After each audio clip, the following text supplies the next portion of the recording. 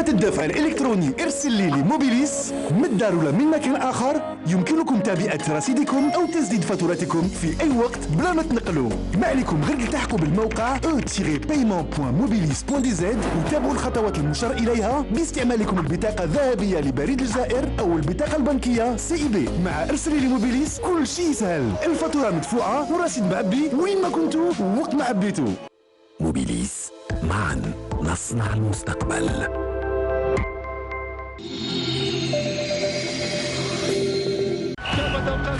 يقدم لكم هذا البرنامج برعاية موبيليس، الراعي الرسمي للمنتخب الوطني والاتحاد الجزائري لكرة القدم.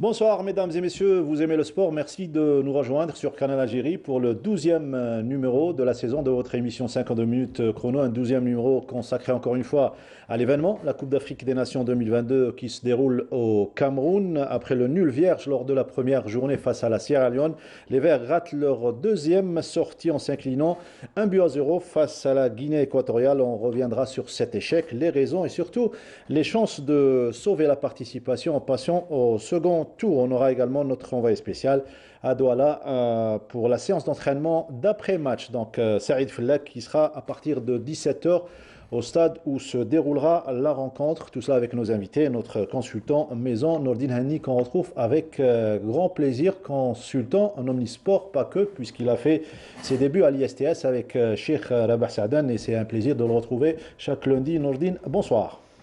Bonsoir, un plaisir que je partage avec vous, que je partage avec tous ceux qui nous regardent tous les lundis. Et puis tant qu'il y a de la vie, il y a de l'espoir. Oui. Donc il faut pas. C'est vrai qu'on a fait 2 faux pas, mais je pense que il y a encore un espoir, donc il faut y croire jusqu'au bout.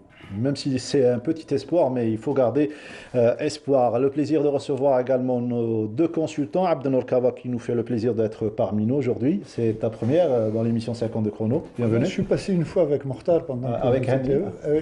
Plutôt avec Hani. Il y avait aussi Mohamed Bardadi. Je suis très heureux d'être dans cette émission et j'espère qu'elle sera aussi intéressante que les précédentes. Bien sûr, aujourd'hui, à la une, ça va être notre équipe nationale. Et j'espère qu'on pourra, comme a dit notre ami Nordine, il faut toujours garder espoir. Voilà, on gardera espoir et on va suivre cette équipe nationale jusqu'à la fin de ce premier tour. La vie journalistique avec notre ami donc Farid Saada, présent avec donc l'émission de Farid Boussahia sur la chaîne Tamazirt, mais également avec nous à différentes reprises. Farid, bonsoir et bienvenue. Bonsoir Mokhtar, bonsoir aux téléspectateurs. Voilà, donc première question, elle est connue. Donc, comment vous avez passé la nuit après cet échec face à la Guinée équatoriale, Abdenour? On avait vu le match ensemble, puisque juste après le match, on avait fait une émission justement concernant un peu le résultat. C'est vrai qu'on a été déçus. On s'est dit, on avait raté le premier match, qui était un match très important, parce que c'est lui qui donne après la température des restes du match. Malheureusement, contre le Sierra Leone, on n'a pas réussi à marquer de but. On s'est dit, 0-0, c'est toujours un point de glané. Maintenant, contre la Guinée équatoriale, il fallait se donner à fond pour avoir les 3 points du match.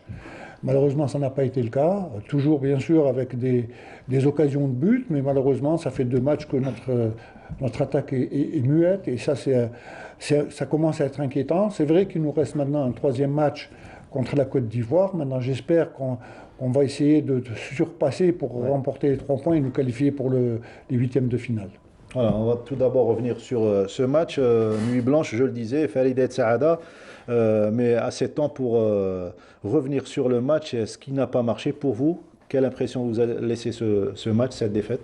Bon, je suis déçu, comme le sont tous les Algériens, mais pas tout à fait désespéré, parce que j'ai souvent dit que pour moi, le plus grand adversaire, le plus dangereux adversaire de l'Algérie, c'est les Algériens eux-mêmes. Ouais. C'est l'équipe. Quand l'équipe ne tourne pas, donc il ne faut rien espérer, même contre les petites équipes. Et l'équipe ne tourne pas comme à son habitude. Donc, est-ce qu'il faut remédier à ça? Il faut que l'équipe redevienne comme elle était il y a quelques semaines. Ben, c'est plus facile à dire qu'à faire, mais je pense que ça peut se faire à une seule condition, c'est qu'il y ait une remise en cause générale de la part des joueurs, du staff technique, également du staff médical. Parce que bon, avec du recul, je pense que l'une des erreurs commises, ça a été de retarder le déplacement en Cameroun de 48 heures. Bon, c'était sur conseil du staff médical afin de laisser les joueurs se reposer après le match amical contre le Ghana. Mais là, avec du recul, on constate que ces 2 jours de perdu sur le plan de l'adaptation au climat et surtout sur l'adaptation au terrain sur lequel s'est joué les matchs. On coûtait cher surtout à l'équipe nationale. Situation totalement différente, Nordinani, de la Coupe d'Afrique 2019, où dès le départ, on avait des indices révélateurs d'une équipe qui allait gagner le titre. Moi, la première conclusion que je tire, c'est que la grande majorité des Algériens, à partir d'hier, ont commencé à croire au gris-gris. Parce que c'est vrai, c'est voir les 2 matchs où on n'a pas été vraiment décevant au niveau du jeu. Hein. Mais avoir toutes ces occasions, ne pas réussir à en mettre au moins une. Et des occasions franches de scorer. Absolument, donc c'est ça. Bon, en 2019, personne n'attendait l'Algérie. Donc on est venu doucement, mais sûrement, et on a pu donc surmonter tous les obstacles. Cette fois-ci, je pense qu'on a mis un peu trop de pression sur cette équipe. Et moi, ce qui me dérangeait le plus, c'est de parler de cette invincibilité de 35 matchs. Donc, on s'est beaucoup plus focalisé sur cette invincibilité que sur une coupe d'Afrique, comme tout le monde, où il faut gagner pour se qualifier, pour passer au second tour. On ne s'attendait pas à perdre à une équipe classée 114e. En plus, cette équipe nationale nous a habitués à avoir de bons résultats. Donc nous, déjà avant la Coupe d'Afrique, on ne pensait qu'à la Côte d'Ivoire pour être à la première position. Et on s'aperçoit que le football africain a progressé, qu'on le veuille ou non. Il y a la Guinée et Sierra Leone. Preuve, la Sierra Leone l'a prouvé hier face à la Côte d'Ivoire. Elle a fait 1-1. Donc on s'est trop laissé aller. On est resté dans une euphorie. Maintenant, il faut qu'on se réveille. Il nous reste un match pour qu'on se réveille. Abdelnour, depuis la nuit des temps, le football et le style du football algérien est connu de petites passes courtes et sur un terrain qui doit nous aider, surtout un terrain, on va dire, un tapis pour essayer d'évoluer. Ça n'a pas été le cas sur ce terrain durant les 2 matchs. Ça aurait été l'idéal d'avoir un très beau terrain et un très bon gazon. Malheureusement, il faut faire avec. Hein. On ne peut pas changer de terrain, on ne peut pas demander à changer de terrain, on est obligé de jouer sur ce terrain, et d'autant plus qu'il y a eu un match avant à 5 heures, la Côte d'Ivoire avait joué contre le Sierra Leone. Bien labouré le terrain. Donc le terrain était très bien labouré. Maintenant, ce qui m'interpelle, c'est que ça fait quand même 5 ou 6 matchs que l'équipe nationale tarde à rentrer dans le match. On s'est dit, bon, peut-être que contre le Sierra Leone, bien qu'on a fait une première mi-temps mi-figue, mi-raisin, en deuxième mi-temps, c'est vrai qu'on a dominé l'ensemble de la seconde mi-temps, mais malheureusement, on n'a pas réussi à gagner, à marquer un but. Et dans le football, surtout quand on joue à des éliminatoires de Coupe d'Afrique, il faut gagner, il faut marquer des buts. C'est vrai, bon, Nordin a parlé de gris-gris, le gris-gris existe en Afrique et c'est connu, ça ne date pas d'aujourd'hui. Mais moi, ce qui est désolant pour moi, c'est qu'on a vu hier une équipe, habituellement, même quand on est en difficulté, on compte un peu sur les actions individuelles de Belaïli, de Mahrez, éventuellement de Ben Nasser. On n'a rien vu de tout ça. C'est vrai qu'on s'est créé des occasions, mais quand on voit au final, c'est beaucoup plus Mboulhi qui a été sollicité que le gardien de but de la Guinée équatoriale. Donc maintenant, c'est vrai qu'il nous reste un 3e match. Il faut tout miser là sur ça, mais j'espère qu'il va y avoir une réaction positive, parce que là, ça serait malheureux qu'on puisse prendre nos bagages à la fin du match de la Côte d'Ivoire. Après, si jamais on arrive à passer en classant deuxième ou troisième, l'essentiel c'est de se qualifier. Donc ça ne va pas être facile.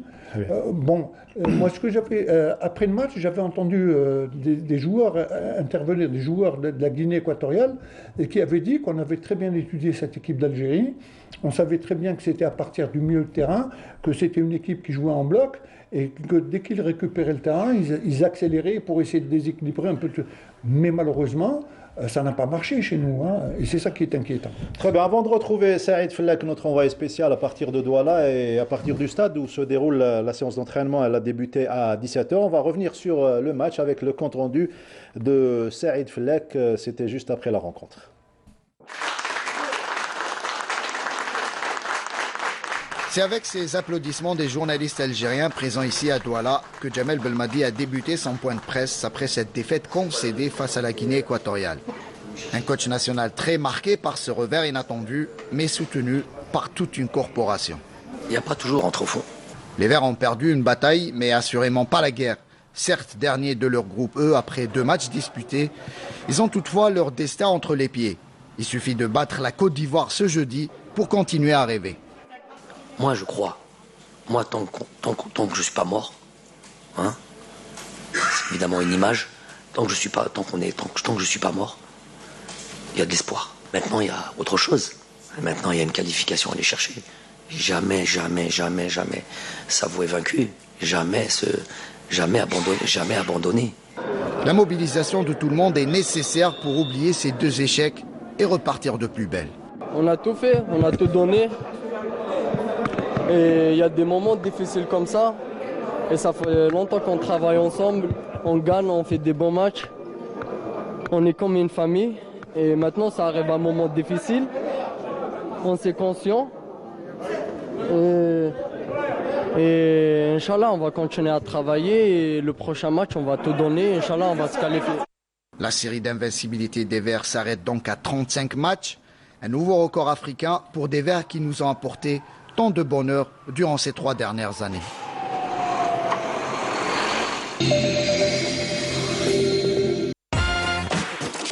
حوس على مغامرات وتحب توصل للقمة. استعد وانضم إلى أكبر مجموعة جيمر، كل هذا على هاتفك النقال. سرعة، حماس،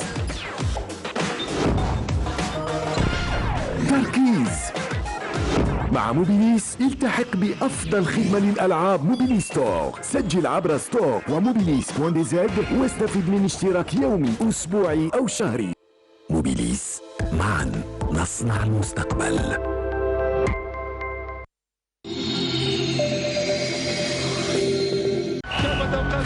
يقدم لكم هذا البرنامج برعاية موبيليس، الراعي الرسمي للمنتخب الوطني والاتحاد الجزائري لكرة القدم. Voilà, donc l'opérateur Mobilis qui va nous accompagner durant toute cette Coupe d'Afrique des Nations et durant l'année 2022. On vient d'écouter donc de suivre le compte-rendu signé Saïd Fellek sur place, qu'on va retrouver d'ailleurs. Il est à côté du stade où se déroule la séance d'entraînement. Saïd, bonsoir. Bonsoir Mokhtar et bonsoir à vos invités. Alors, digérer la déception ou pas encore ? Le réveil a été assez difficile pour nous les journalistes, mais aussi j'imagine pour les joueurs, mais aussi toute la délégation algérienne présente ici à Douala après cette défaite surprenante, inattendue, concédée hier soir face à cette équipe équato-guinéenne. On ne s'attendait pas à ce revers, d'autant plus que l'Algérie avait déjà manqué le coach lors de ses débuts dans cette CAN face à la Sierra Leone. Il y a eu donc cette défaite qui fait très très mal au poulain de Djamel Belmadi. Et vous parliez tout à l'heure par rapport à cette séance d'entraînement qui vient de débuter il y a environ un quart d'heure de cela. Donc les joueurs sont arrivés ici même au terrain annexe du stade Japoma, une séance d'entraînement de décrassage, de reprise après ce match donc disputé hier soir. Et évidemment, vous le comprendrez bien, le moral des joueurs n'est pas au beau fixe, notamment après cette défaite. Alors, justement, séance d'entraînement de décrassage d'après-match ou également une séance de projection vers le prochain match? On est déjà dans le prochain match.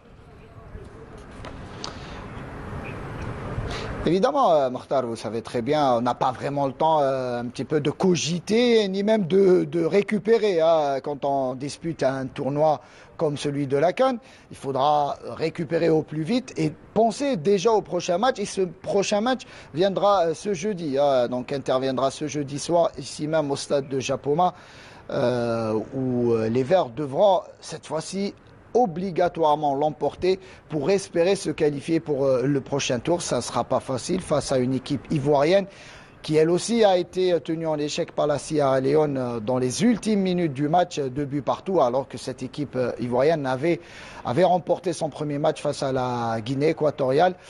Évidemment, ça sera une séance de décrassage, notamment pour ceux qui ont joué l'intégralité de la partie hier soir, mais ce sera aussi une séance où il y aura beaucoup de travail, notamment le travail face au but, ce problème récurrent à présent de l'inefficacité qui commence à peser lourd, puisque en 2 matchs disputés jusque-là face à la Sierra Leone et la Guinée équatoriale, la sélection algérienne n'a marqué aucun but, ce qui est assez invraisemblable.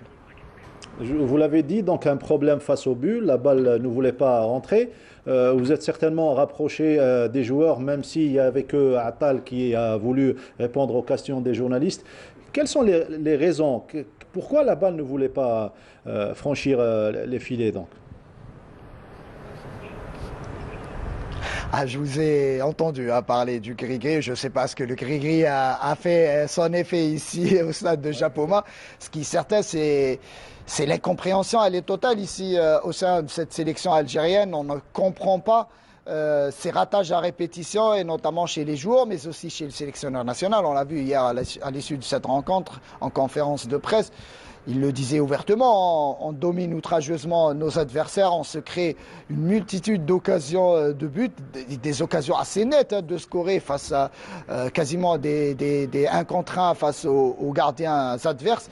Mais au final, ça manque de justesse, ça manque de concentration et ça manque d'un tueur devant. Et pourtant, nous avons les joueurs pour cela.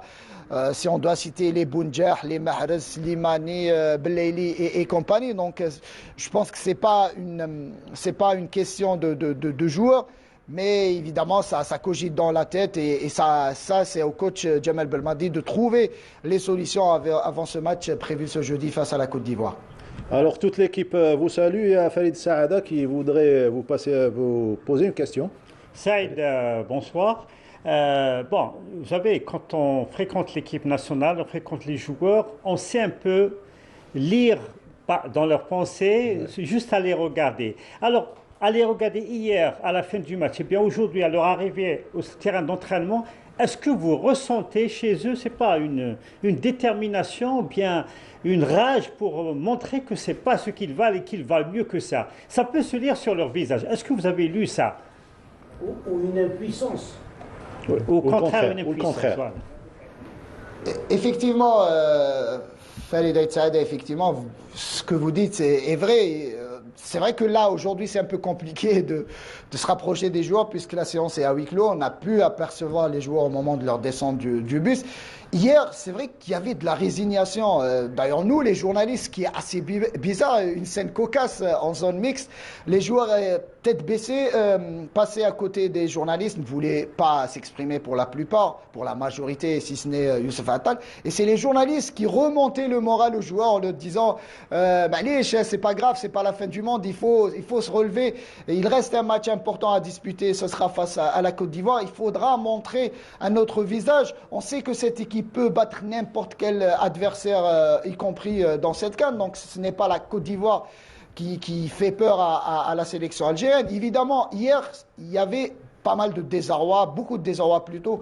Mais aujourd'hui, sur les visages de quelques joueurs qu'on a pu apercevoir au moment de leur descente du bus, c'est vrai qu'on sentait déjà qu'ils avaient oublié un petit peu ce match. Déjà là, je suis en train de vous parler, les joueurs sont derrière moi et on les entend, ils sont en train de s'entraîner dans la bonne humeur. C'est déjà un bon signe et je pense que Jamal Belmadi, d'ailleurs il en a parlé en conférence de presse, mais Jamal Belmadi a sans doute insisté sur ça, sur ce travail psychologique, puisqu'il faudra rapidement se relever.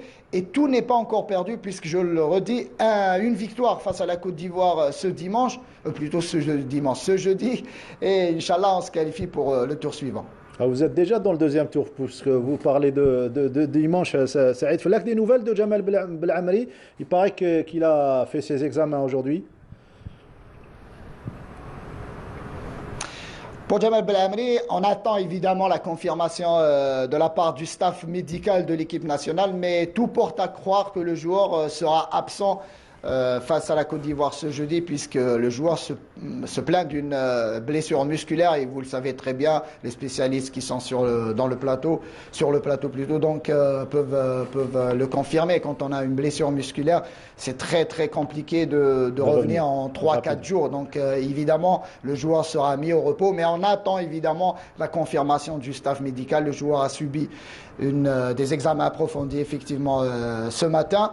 Et on attend de voir donc la conclusion de ce rapport médical du médecin. Dernière question, Saïd, avant de vous laisser donc rejoindre toute l'équipe de la télévision algérienne. Des échos concernant d'un éventuel remaniement de l'équipe, ou bien on va garder les mêmes?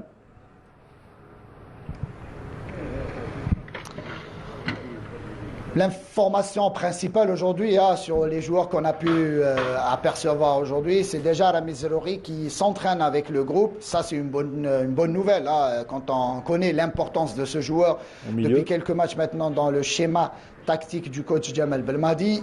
On attend de voir si Ed Mounès s'est entraîné. Évidemment, vous aurez toutes les informations une fois cette séance d'entraînement terminée.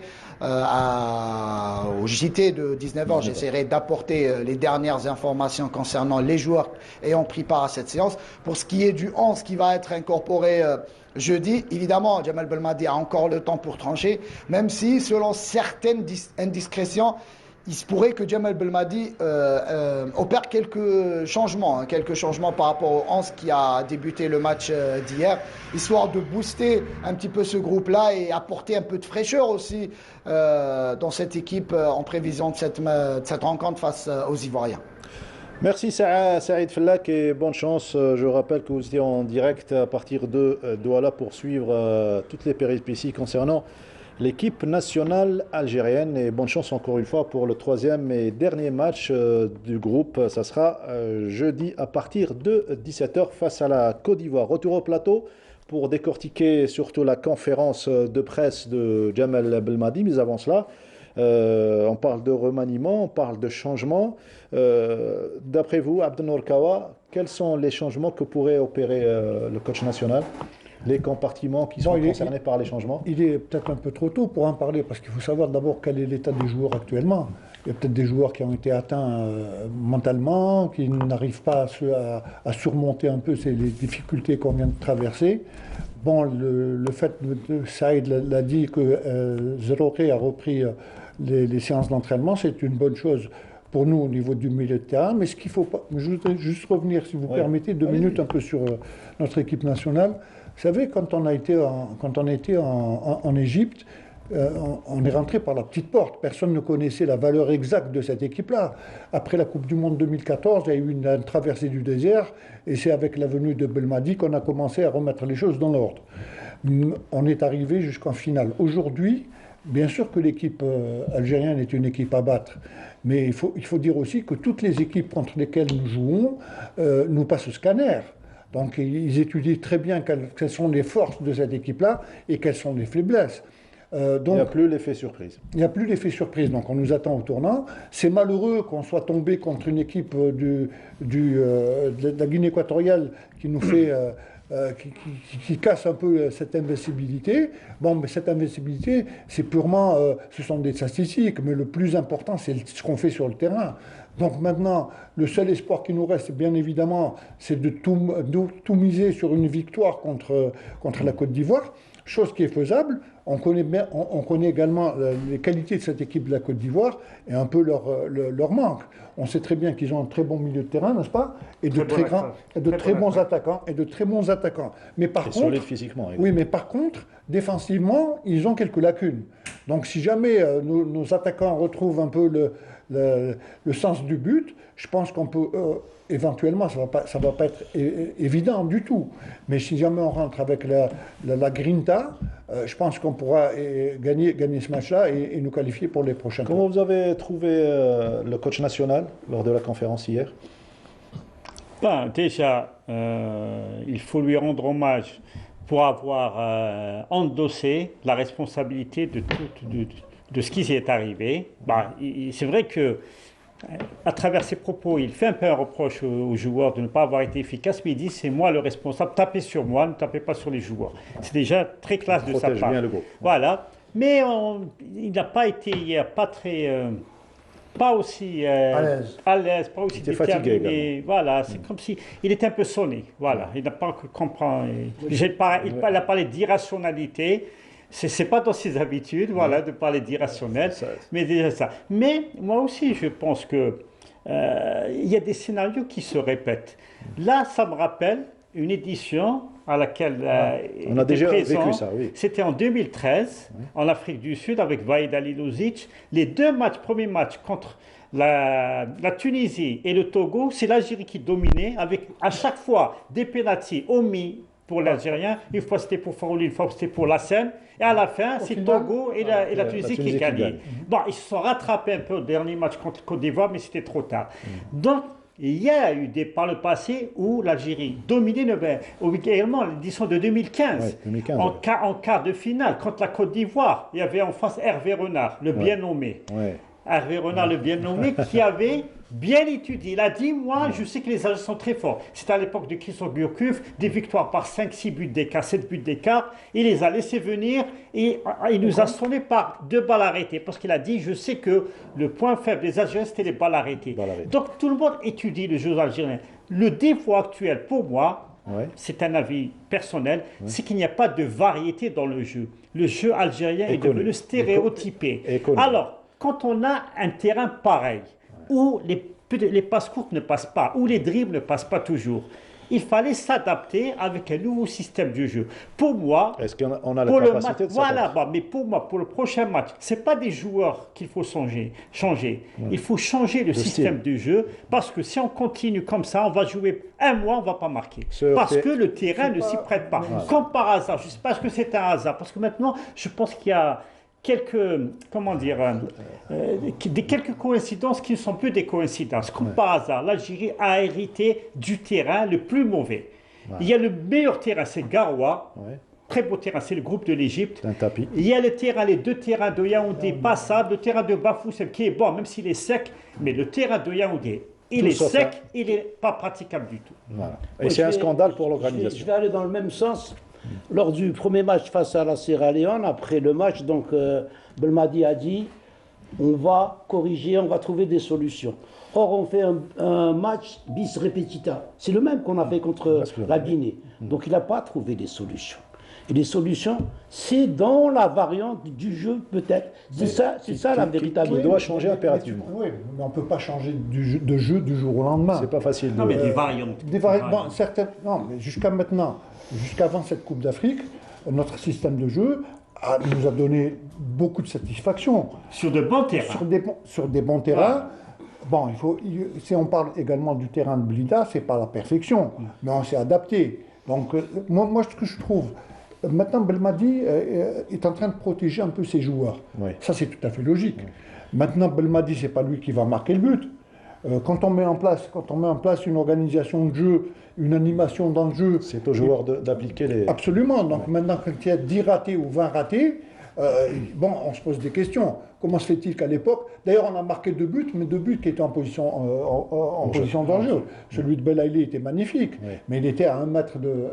Donc, maintenant, il faut revoir peut-être, remettre en confiance ces joueurs-là pour qu'il soit beaucoup plus efficace. Et c'est le travail qui va se faire. Je voudrais juste demander à l'un des deux, est-ce que le match contre le Ghana n'a pas été, on a joué, on a gagné, n'a pas été un match piège? Non, il a été un match piège, pas dans son contenu, mais dans la pelouse sur laquelle a été joué. Et dans le sens où ce match aurait été n'a disputé. pas montré son meilleur visage. Voilà, mais même ce match aurait été joué sur un terrain comme celui de Yaoundé, il n'y aurait pas eu le même résultat. Il n'y aurait pas un 3-0. L'Algérie sait jouer sur de bons terrains. Mais il faut, pour moi, le plus grand challenge, la plus grande révolution, c'est de pouvoir gagner sur de terrains pareils. Ça, jusqu'à maintenant, l'Algérie n'a pas fait. Elle a fait une première en 2019, remporter la Coupe d'Afrique en dehors de ses bases, c'est-à-dire à l'extérieur. Et encore, en Égypte. Là, c'est un deuxième challenge. Oui. Mais là, il est plus grand ce challenge. C'est de remporter une Coupe d'Afrique sur des terrains pareils. Voilà, donc on va revenir sur la conférence et on va découvrir pour une deuxième fois, puisqu'on a vu hier l'entraîneur national parler de ce match et les raisons de la défaite.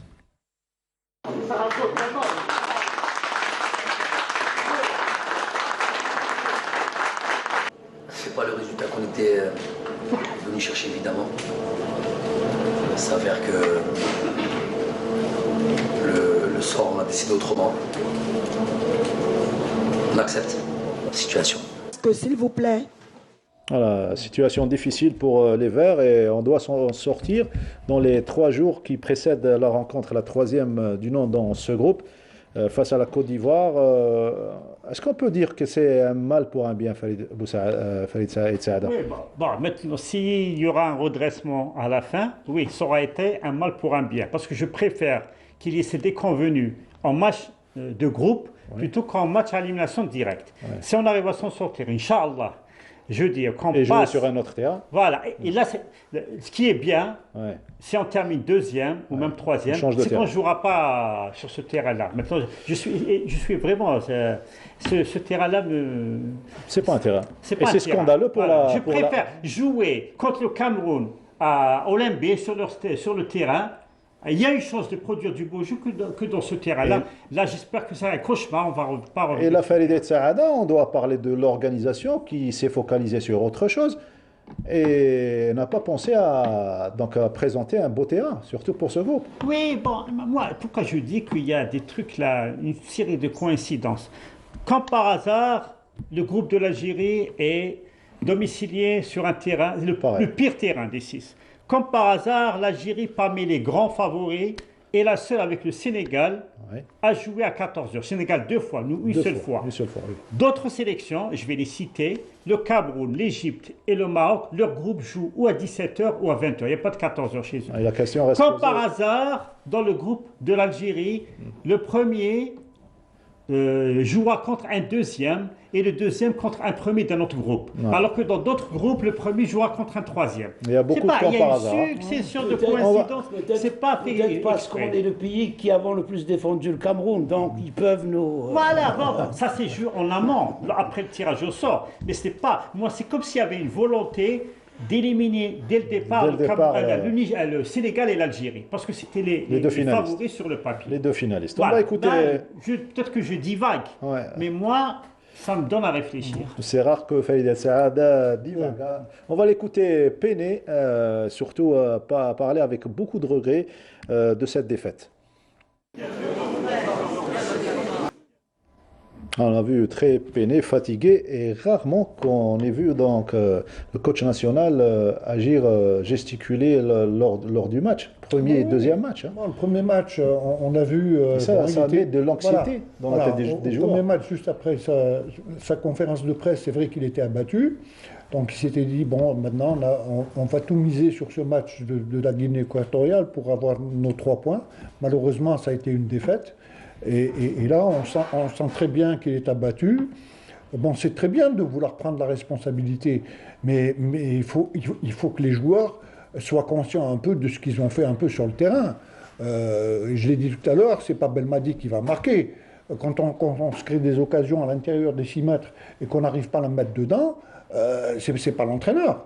Donc c'est vrai que le dispositif qui avait été mis en place, aujourd'hui, les équipes savent très bien quelles sont les qualités de notre équipe nationale. Ils savent comment nous contrer, ils savent comment... D'ailleurs, hier, ce qu'on a vu chez la Guinée équatoriale, on a vu une défense à un moment donné où ils étaient à 6, il y avait les 4 milieux de terrain, il restait un seul attaquant. Et ils ont été dangereux sur des contres. Ils auraient pu, c'est vrai que Mboulhi a tiré quand même 2 ou 3 balles très dangereuses, mais ils auraient pu marquer un deuxième but. Bon, maintenant, c'est vrai qu'il nous reste... plus efficace que nous. Voilà, et la réalité du football, c'est l'efficacité. On peut, pendant 90 minutes, dominer le match, avoir 80% de possession du ballon, faire 450 ou 500 passes, mais le plus important, c'est de la mettre dedans. Donc moi, j'aurais privilégié le score au jeu, si vous voulez. Donc voilà, aujourd'hui, on se trouve dos au mur. Si on veut continuer cette aventure, il faut impérativement qu'on puisse battre la Côte d'Ivoire. C'est clair, Nordin Hani, que le doute s'est installé dans la tête des joueurs, surtout puisque l'entraîneur il croit beaucoup en la qualification. En 3 journées, est-ce qu'on peut récupérer ça et retaper le moral des joueurs pour réfléchir autrement et reprendre confiance en soi-même? Ça va être dur, mais ce n'est pas impossible. Ça va être dur parce que, comme vous l'avez dit, quand le doute s'installe, c'est très difficile. D'ailleurs, même le doute s'est installé au niveau de l'entraîneur. On le voit d'après ses déclarations.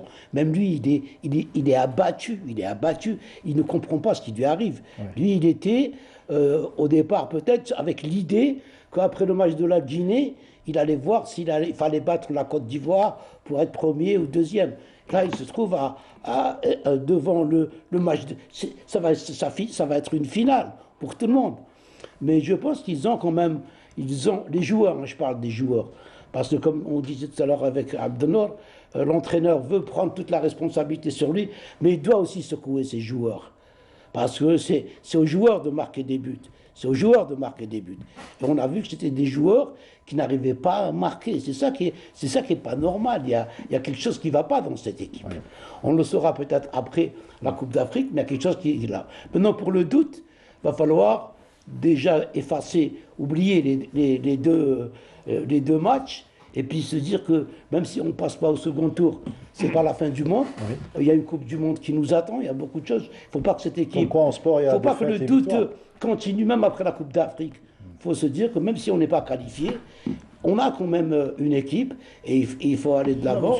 Ce que je voulais dire, justement, je m'excuse, ce match contre la Côte d'Ivoire, ça va être la même chose qu'un match éliminatoire direct. Absolument. Donc, même les Ivoiriens vont tout donner. Mais, bien sûr. Ils ne sont pas qualifiés. Ils ne sont pas encore qualifiés. On va... Allez, oui, juste rajouter. Il y a des choses qui trompent un peu le sélectionneur. Est-ce que vous avez vu le terrain d'entraînement ? Il est en meilleur état que le terrain principal. C'est que même les combinaisons qu'on prépare là-bas... le match où se déroule... Voilà, c'est-à-dire le terrain d'entraînement est en meilleur état que le terrain où se déroule le match. C'est que même les combinaisons qu'on prépare à l'entraînement, on dit voilà, ça marche et tout, mais ça risque de marcher. Moi, je pense qu'il faut une remise en cause des joueurs, parce qu'il y en a qui n'ont pas tout donné. Pour moi, au vu des 2 matchs, il y a un seul joueur indispensable, c'est Mboulhi. Tous les autres... ils n'ont pas été à la hauteur de ce qu'ils peuvent donner individuellement.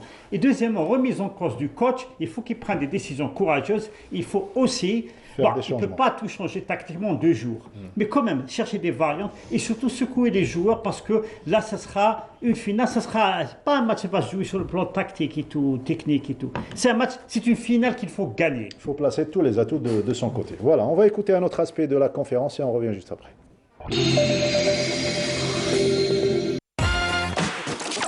حوس على مغامرات وتحب توصل للقمة. استعد وانضم إلى أكبر مجموعة جيمر، كل هذا على هاتفك النقال. سرعة، حماس، تركيز.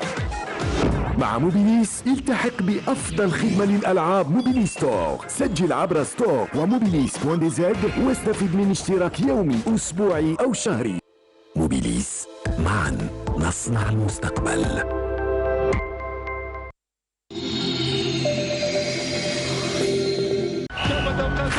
يقدم لكم هذا البرنامج برعاية موبيليس، الراعي الرسمي للمنتخب الوطني والاتحاد الجزائري لكرة القدم.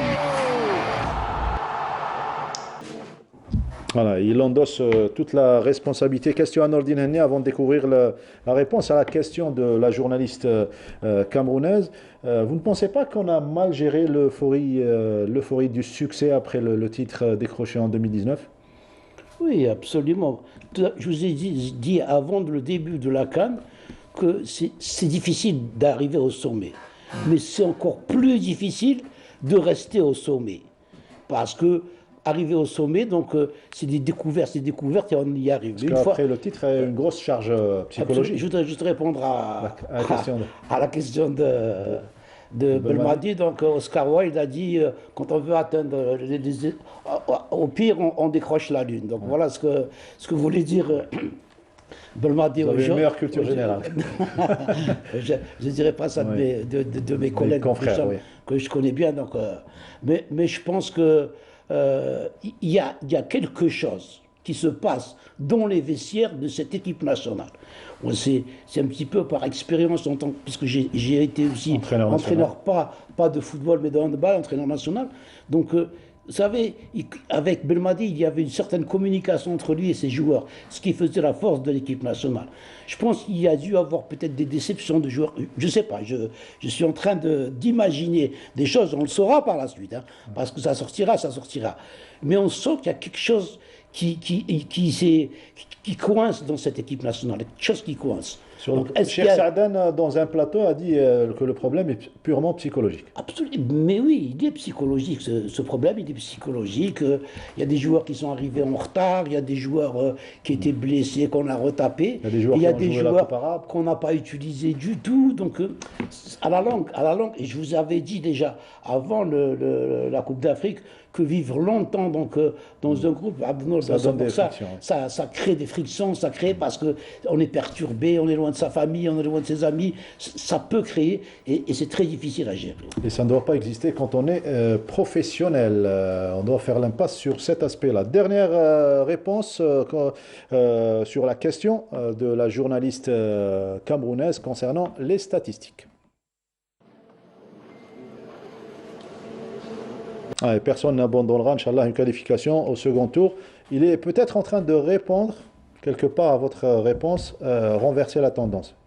Il insinue peut-être un changement de jeu algérien, carrément. Oui, parce que là, ça sera une finale. Je me rappelle la finale jouée en 2019 contre le Sénégal. Bardal Bounedjah a ouvert le score à la 3e minute. Après, on a vu l'Algérie recroquevillée en défense.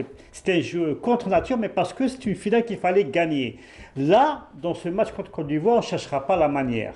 C'est de gagner. Déjà, il y a une bonne nouvelle aujourd'hui. Il y a les 2 derniers matchs. Le Burkina Faso mène devant l'Éthiopie et le Cameroun mène devant le Cap-Vert. Grâce encore Vincent Aboubakar, 5e but déjà en 3 matchs. 1-0. 1-0. Donc, il n'y aura pas de meilleur 4e dans ce groupe. Et peut-être que même au groupe de l'Égypte, il n'y aura pas de meilleur 4e. Un meilleur 3e, pardon. Donc, c'est-à-dire l'Algérie lui suffira de gagner. Quel que soit le score, elle passera au pire comme meilleur 3e. Mais là, alors qu'il y a quelques jours, tout le monde s'attendait au match Côte d'Ivoire. En finale. Algérie comme finale pour la première place. Là, l'Algérie va devoir jouer une finale pour se qualifier au 2e tour, quelle que soit la place. Comme quoi, 3e ou 2e ou 1er. Comme quoi, cette Coupe d'Afrique est totalement différente. Les Coupes d'Afrique en Afrique, c'est différent par rapport au nord de l'Afrique. Ah oui, de toute façon, on était en train de discuter tout à l'heure avec Farid en aparté. Toutes les participations algériennes dans les pays subsahariens ont été très difficiles à jouer. À l'exception de 80, on en avait parlé 80 Nigeria et en 84 en Côte d'Ivoire. Mais autrement, toutes nos participations ont été vouées à l'échec. Donc c'est très difficile. Aujourd'hui, avec cette équipe-là, on était persuadé qu'on allait passer aisément. On garde l'espoir. On garde l'espoir, surtout pour jeudi. On sera tous ici pour suivre l'équipe nationale, l'accompagner, Inch'Allah, pour une qualification. Merci Farid. Merci Abdelnour. Merci Nordine Henni. On se retrouvera lundi prochain pour un prochain numéro de 52 chrono. De finale. Et avec Riyad Belkhadim jeudi à partir de 21h pour une spéciale Coupe d'Afrique des Nations. Espérons une qualification pour les Verts. Merci à toute l'équipe du studio numéro 7 et à leur tête Amel Benbatouche, la réalisatrice, et Youssef Issaad au script. À lundi prochain.